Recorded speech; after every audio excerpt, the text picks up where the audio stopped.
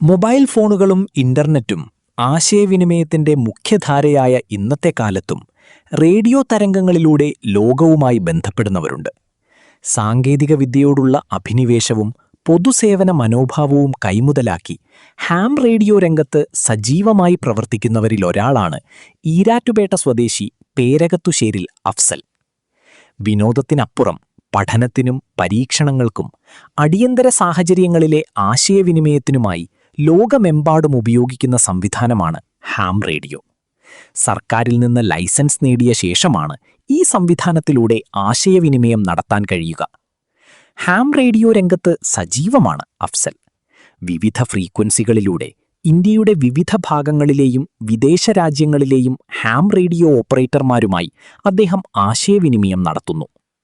Ham റേഡിയോയിലേക്കുള്ള തന്റെ യാത്രയെക്കുറിച്ചും ഈ സംവിധാനത്തിന്റെ പ്രത്യേകതകളെക്കുറിച്ചും അഫ്സൽ പറയുന്നത് കേൾക്കാം. ഇത് പ്രധാനമായിട്ടും ഒരു ഹോബി ആയിട്ടാണ് ഉപയോഗിക്കുന്നത്. UN അംഗീകരിച്ച ലോകത്തെ ഒരേ ഒരു ഹോബിയാണ് ഹാം റേഡിയോ. ഇത് ലൈസൻസ് ഉള്ള ആളുകൾ തമ്മിൽ അങ്ങോട്ടും ഇങ്ങോട്ടും കമ്മ്യൂണിക്കേറ്റ് ചെയ്യാനാണ് ഉപയോഗിക്കുന്നതാണ്. അപ്പോൾ കേരളത്തിൽ എങ്ങനെയാണ് അതിന്റെ?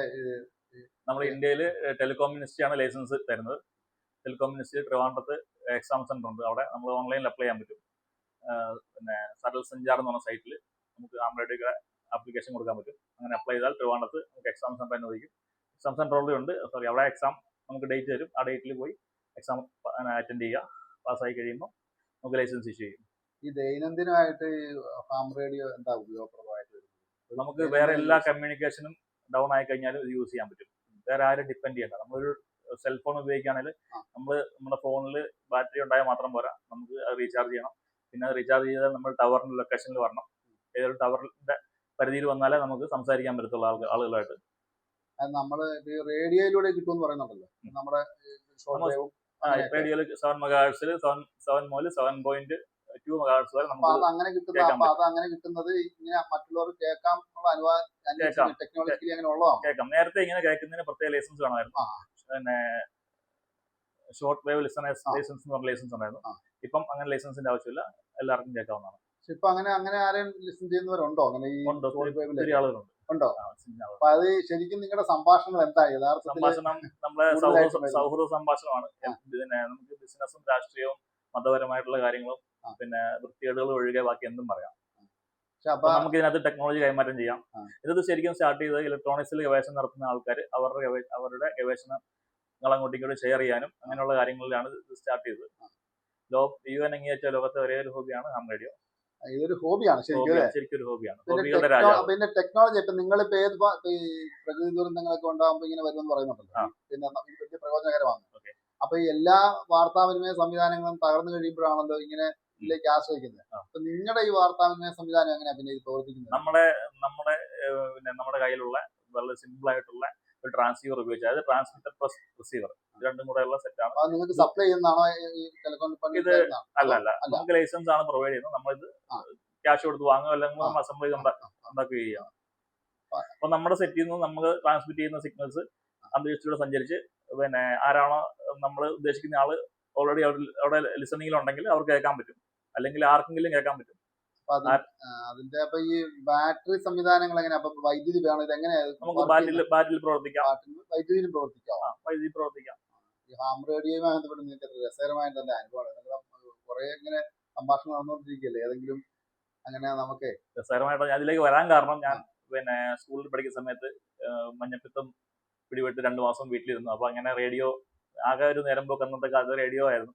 അപ്പൊ റേഡിയോ ട്യൂൺ ചെയ്തിട്ട് സൗഹൃദ സംഭാഷണ ആളുകൾ നമുക്ക് കേൾക്കുകയുണ്ടായി. അപ്പൊ അങ്ങനെ അതിനെക്കുറിച്ച് പഠിച്ചു. അങ്ങനെ കോട്ടയത്ത് ഇങ്ങനെ അതിന്റെ ഒരു ക്ലാസ് ഉണ്ടെന്ന് അറിഞ്ഞു. അപ്പൊ അങ്ങനെ എല്ലാ ആഴ്ചയും കോട്ടയത്ത് പോയി.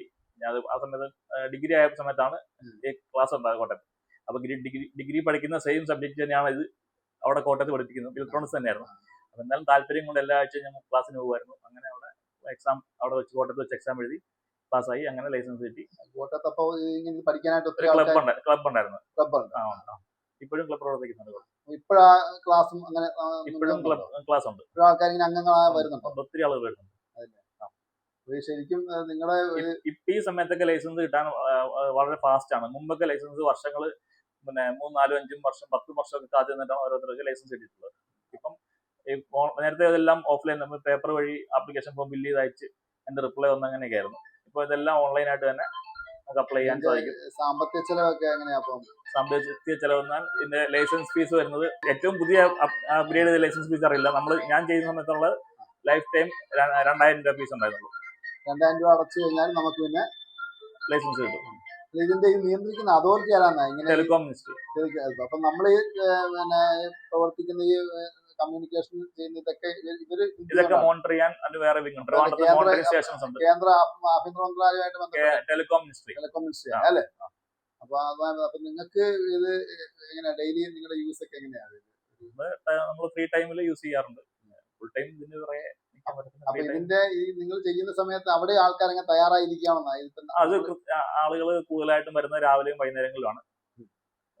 വലിയ കൂട്ടം തന്നെ ഉണ്ടോ? ഒരു കൂട്ടമുണ്ട്.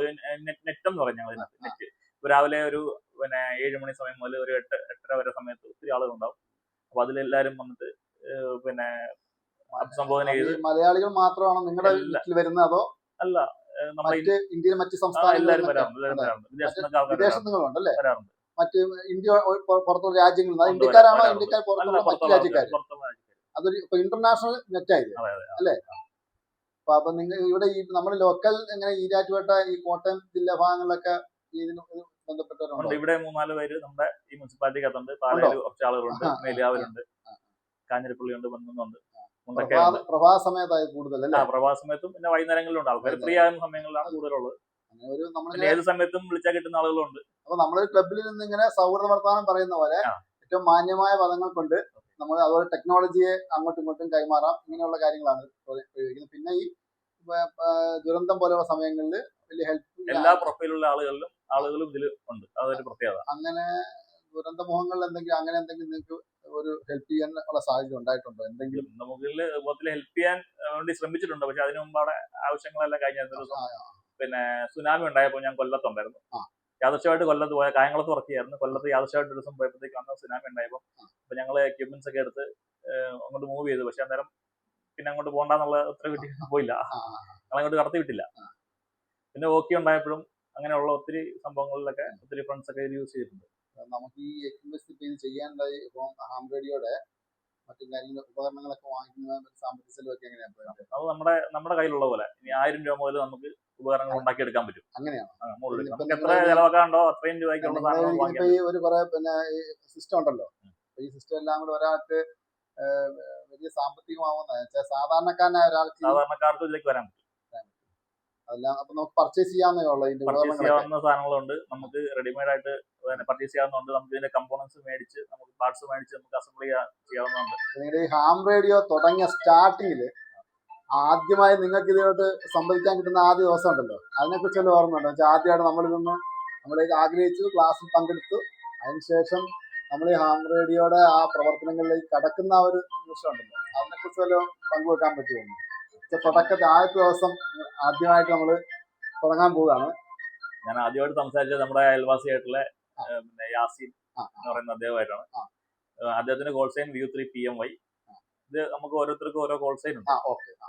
ഒരു നമ്മളെ ഐഡന്റിറ്റി. എന്റെ കോൾ സൈൻ VU3 AQP എന്നാണ്. അപ്പൊ അങ്ങനെ ഓരോരുത്തർക്കും ഓരോ കോൾ സൈൻ ഉണ്ട്. പിന്നെ ഇതിനകത്ത് ഫേക്ക് ഐഡി ഇല്ലാത്ത ലോകത്തെ ഒരേ ഒരു സോഷ്യൽ മീഡിയ ഹാം റേഡിയോ ആണ്. ഫേക്ക് ഐഡി പറ്റത്തില്ല. കാരണം സർക്കാർ ലൈസൻസ് തരുന്നത്. നമുക്ക് ഫേസ്ബുക്കിൽ ഒരാൾ എത്ര ഐഡി വേണേൽ പല പേരിൽ ക്രിയേറ്റ് ചെയ്യാം, എല്ലാ സോഷ്യൽ മീഡിയയിലും. റേഡിയോയുമായി സാധാരണ റേഡിയോയുമായിട്ട് എന്തെങ്കിലും ശരിക്കും വല്ല ബന്ധമുണ്ടോ? ശരിക്കും സാധാരണ റേഡിയോയിൽ നമുക്ക് കേൾക്കാൻ മാത്രമേ പറ്റുള്ളൂ. അത് കേൾക്കാൻ നമുക്ക് സംസാരിക്കാനും പറ്റും. അതെ, എനിക്കൊക്കെ പഴയ കാലങ്ങളിൽ ഇങ്ങനെ ഈ പിന്നെ മീഡിയം ഷോർട്ട് വേവിലൊക്കെ റേഡിയോയിൽ കേട്ടിട്ടുണ്ട്. പക്ഷെ ഈ അടുത്ത കാലത്തായിട്ട് അങ്ങനെ ഒരു അപ്പം ഞാൻ വിചാരിച്ചത് സാങ്കേതിക ആ ഒരു പിന്നെ ഇത് വളർന്നതിന്റെ ഭാഗമായിട്ട് ഇത് രഹസ്യ സ്വഭാവം കൊടുക്കുന്നതായിട്ടാണ് തോന്നുന്നത്. അങ്ങനെ രഹസ്യ സ്വഭാവം വല്ലതും ഇന്നുണ്ടോ? ഇല്ല, അങ്ങനെ രഹസ്യ സ്വഭാവം ഇല്ല. ഇതിനകത്ത് വന്ന് നേരത്തെ ഉള്ള സമയത്ത് ഇലക്ട്രോണിക്സ് ഉപകരണങ്ങൾ കുറവായിരുന്നു. ഇപ്പൊ നമ്മുടെ ഫാനിന്റെ റെഗുലേറ്റർ ഉള്ളത് ഭയങ്കര നോയ്സ് ആണ് ഇതിന്.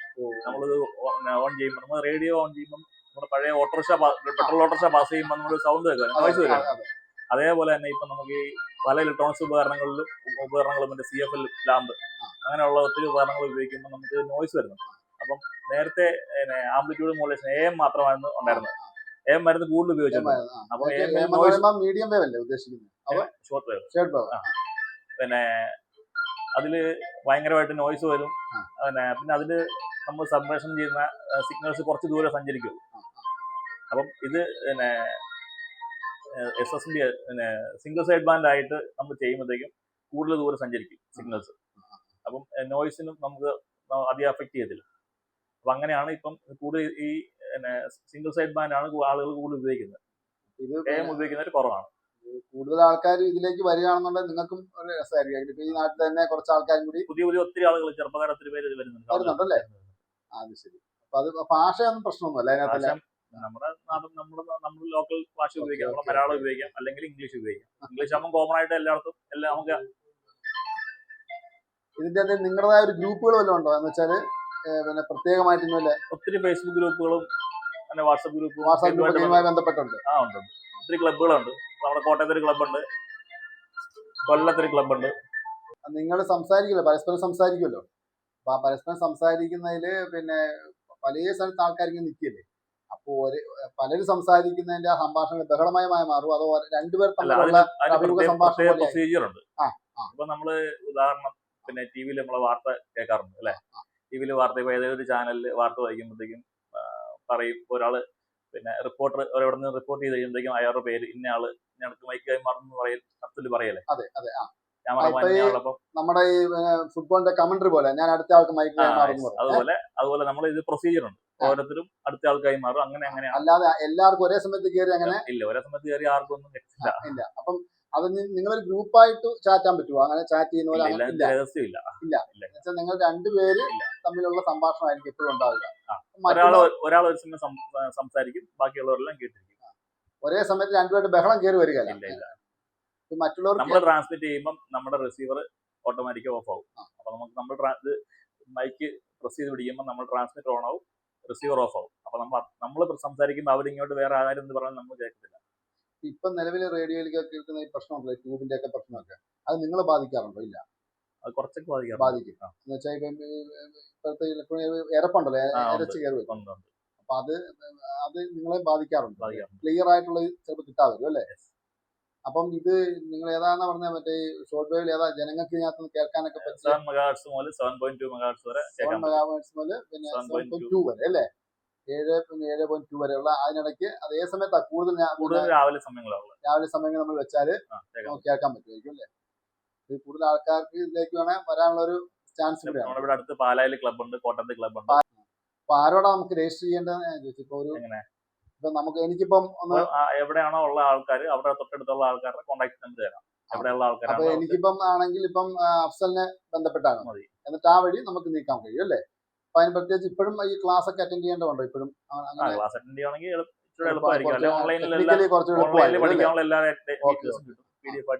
ഓൺലൈനായിട്ട് കിട്ടും അല്ലേ? ഓൺലൈനായിട്ട് അപ്പൊ നമ്മൾ യൂട്യൂബിലൊക്കെ ശ്രമിച്ചാൽ ഡീറ്റെയിൽസ് ഒക്കെ നമുക്ക് അല്ലേ വീഡിയോസ് ഉണ്ട്. ഹാം റേഡിയോ എന്നുള്ള അടിച്ചു കൊടുത്തതിന്റെ വിശദീകരണം ചോദിച്ചാൽ കിട്ടും അല്ലേ? അപ്പൊ ഈ ഏറ്റവും പ്രശസ്തരായ 1-2 പേര് പറഞ്ഞ നമുക്ക് ഈ ഹാം റേഡിയോയെ ബന്ധപ്പെട്ട് കേരളത്തിൽ തന്നെ ഏറ്റവും പ്രശസ്തരായ ആൾക്കാരായ പിന്നെ സിനിമയുടെ മമ്മൂട്ടി ഉണ്ട്, പിന്നെ സോണിയാഗാന്ധി ഉണ്ട്, പിന്നെ നമുക്ക് രാഷ്ട്രീയ നേതാക്കളിലൊക്കെ കേരളത്തിലെ മറ്റാരും രാജീവ് ഗാന്ധി ഉണ്ടായിരുന്നു. ഇപ്പോൾ ഉണ്ട് സോണിയാഗാന്ധി, അതുപോലെ മമ്മൂട്ടി ഉണ്ട് അല്ലേ? പിന്നെ പോലീസ് ഓഫീസേഴ്സ് ലോകനാഥ് ബെഹ്റ, ഇവരൊക്കെ ഈ ലൈനിൽ വരാനുണ്ടോ? അവരൊക്കെ ഒന്നും അങ്ങനെ യൂസ് ചെയ്യാറില്ല. ഇതിലൊരു അംഗമാണ് എന്നുള്ളത് മാത്രം അല്ലേ? ഇങ്ങനെ കടന്നു വരുന്നതിൽ പ്രശസ്തരായിട്ട് ആരെങ്കിലും പറയാൻ കഴിയുന്നവരുണ്ടോ? ഇപ്പൊ കോട്ടയം ജില്ലയിലെയോ അല്ലെങ്കിൽ കുറെ അറിയപ്പെടുന്ന കോട്ടയം ജില്ലയിലെ പിന്നെ മെഡിക്കൽ കോളേജ് റിട്ടയർ ആയ ഒരു ന്യൂറോ സർജൻ ഉണ്ട്, ഡോക്ടർ ജയകുമാർ. ഇപ്പം റിട്ടയർ ആയിട്ട് ഡോക്ടർ ജയകുമാർ അദ്ദേഹം ഭയങ്കര ആക്റ്റീവാണ്, സജീവമായിട്ട് വരുന്നതാണ്. മറ്റ് ഉദ്യോഗസ്ഥന്മാർ ഇപ്പൊ ജില്ലാ കളക്ടർമാർ പോലെ അങ്ങനെ, കാരണം ഇത് ദുരന്ത നിവാരണവുമായി ബന്ധപ്പെട്ട് ഇതിനകത്ത് വരുന്നുണ്ടല്ലോ. അപ്പൊ അതുകൊണ്ട് തന്നെ ഈ ഡിസ്ട്രിക്ട് കളക്ടർമാർ കേരളത്തിലുള്ളതായിട്ട് അറിയില്ല. തമിഴ്നാട്ടിലൊക്കെ നേരത്തെ കളക്ടറേറ്റില് പിന്നെ ദുരന്ത നിവാരണവുമായി ബന്ധപ്പെട്ട ഒരു സംവിധാനം ഉണ്ടല്ലോ. അപ്പൊ അതുമായി ബന്ധപ്പെട്ട് ഹാം റേഡിയോയുമായി ബന്ധപ്പെട്ട് ബന്ധിപ്പിക്കുന്ന എന്തെങ്കിലും സംവിധാനങ്ങൾ കളക്ടറേറ്റുകളിലൊക്കെ ഉണ്ടോ? കളക്ടറേറ്റിൽ ഞങ്ങളുടെ ഡേറ്റയൊക്കെ ഉണ്ട്, ഫോൺ നമ്പറും പേരും ഒക്കെ ഉണ്ട്. എന്തെങ്കിലും ആവശ്യങ്ങളൊക്കെ ഉണ്ട് അങ്ങനെ പലരെയും വിളിച്ചിട്ടുണ്ട്. അത് ഈ പോലീസ് കൺട്രോൾ റൂം, ജില്ലയിലെ മൊത്തം കൺട്രോൾ റൂമൊക്കെ ഉണ്ട്, അതുമായി ബന്ധപ്പെട്ട് ഹാം റേഡിയോ കണക്ട് ചെയ്യാറുണ്ട്? ഇല്ല. ഇലവീഴ പൂജകളിലൊക്കെ പോലീസ് ഫ്രീക്വൻസിയാണ്. പക്ഷെ എങ്കിൽ പോലും റവന്യൂ വകുപ്പുമായി ബന്ധപ്പെട്ടൊക്കെയുള്ള പ്രവർത്തനങ്ങളിൽ നമ്മളെ വിളിക്കാറുണ്ട്. അത്യാവശ്യ ഘട്ടങ്ങളിൽ ഈ വിളിക്കാം. വില്ലേജ് ഓഫീസുകളെ കേന്ദ്രീകരിച്ചിട്ട് ഒരു ആന്റിന വെച്ചിട്ടുണ്ടോ? വില്ലേജ് ഓഫീസിലും ഇതുപോലെ തന്നെ നമ്മളിപ്പോൾ സംസാരിച്ച പോലെ തന്നെ VHF സെറ്റുകൾ ഇരിപ്പുണ്ട്. ഉണ്ട്. അത് ഫുള്ളായിട്ട് കണക്ട് ചെയ്യുന്നുണ്ടോ? ഇല്ല അതും വേറെ ഫ്രീക്വൻസി. അത് നേരത്തെ പല വില്ലേജ് ഓഫീസുകളും അങ്ങോട്ടും ഇങ്ങോട്ടും കണക്ട് ചെയ്ത് അവർ പിന്നെ ഈ പബ്ലിക് അഡ്രസ് സിസ്റ്റം വെച്ചിട്ട് മൈക്കൊക്കെ വെച്ചിട്ട് ആംപ്ലിഫയർ ഒക്കെ വെച്ച് എന്തെങ്കിലും അനൗൺസ്മെന്റ് ഒക്കെ ചെയ്യാനുണ്ടെങ്കിൽ അത് വഴിക്ക് ചെയ്യുമായിരുന്നു. ഇപ്പം അത് ഹാം റേഡിയോയുടെ മറ്റൊരു വേർഷൻ റേഡിയോ അല്ല, സെയിം ഹാം റേഡിയോക്ക് പ്രത്യേക ഫ്രീക്വൻസികളുണ്ട്. ആ ഫ്രീക്വൻസിയിൽ ഹാം റേഡിയോ ഉപയോഗിക്കുന്നവർ മാത്രമേ ഉപയോഗിക്കാറുള്ളൂ. അവർക്ക് പ്രത്യേക ഫ്രീക്വൻസി ഉണ്ട്, പോലീസിനും പ്രത്യേക ഫ്രീക്വൻസി ഉണ്ട്. ചെറിയ ആന്റിനകൾ വെച്ചിട്ടുണ്ട്. അത്യാവശ്യം കിട്ടും അല്ലേ? ഇതിനെ മൊത്തം കേന്ദ്രീകരിച്ച് ഏതെങ്കിലും അങ്ങനെ എന്തെങ്കിലും പ്രസരണശേഷിയുള്ള അങ്ങനെ ടവറുകൾ പോലെ നിങ്ങൾക്കുണ്ടോ? നമ്മൾ ചെറിയ റിപ്പീറ്ററുകൾ സ്ഥാപിച്ചിട്ടുണ്ട്. അതിന്റെ ടെലികോം മിനിസ്റ്റർ തന്നെ നമുക്ക് പ്രത്യേക ലൈസൻസ് റിപ്പീറ്റർ സ്റ്റേഷന് വേണ്ടി പ്രത്യേക ലൈസൻസ് വാങ്ങിച്ചിട്ട് നമ്മുടെ ഡെലിവറി കുഞ്ഞിയുടെ അടുത്ത് 2 റിപ്പീറ്റർ വെച്ചിട്ടുണ്ട്. അടുത്തിവിടെ പിന്നെ നെല്ലിയാമ്പതി ഉണ്ട്, തിരുവനന്തപുരത്ത് വെച്ചിട്ടുണ്ട്, പത്തനംതിട്ടയുണ്ട്, ഇടുക്കിയിലുണ്ട്. നിങ്ങളുടെ ഇപ്പൊ ഹാം റേഡിയോയുമായി ബന്ധപ്പെട്ട് പ്രവർത്തിക്കുമ്പോഴും എന്താ നിങ്ങളുടെ ശരിയായിട്ടുള്ള പ്രവർത്തനം എന്താ? സാധാരണ ഞാൻ ഒരു ഇൻഷുറൻസ് ബിസിനസ് ആണ് ചെയ്യുന്നത്. Insurance, general insurance, life insurance, health insurance business ആയിരുന്നു. ഇരാജോടെ തന്നെ ഓഫീസ്. വാഹന ഇൻഷുറൻസും വ്യക്തിഗത ഇൻഷുറൻസും എല്ലാം ഉണ്ടല്ലേ? ഹെൽത്ത് ഇൻഷുറൻസ് ഉണ്ട്, ലൈഫ് ഇൻഷുറൻസ്. ഫാമിലിയൊക്കെ എങ്ങനെയാണ്? വൈഫുണ്ട്, 4 പിള്ളേർ. പിതാവ് തഹസിൽദാരാണല്ലേ? VU3 AQP calling. Can you copy me, alias APK? This is VGN Golf. Good afternoon, over. VU2 AGM, VU3 AQP. Good afternoon, 59 plus AGM through repeater. VU2 AGM, VU3 AQP. Thanks for the info, EGM. വേറെ പ്രത്യേകിച്ചൊന്നുമില്ല EGM. പിന്നെ EGM-നെ just ഒന്ന് പരിചയപ്പെടുത്താം. ഇവിടെ 2 സുഹൃത്തുക്കളുണ്ട്, just ഒന്ന് പരിചയപ്പെടുത്താം. EGM, VU3 AQP.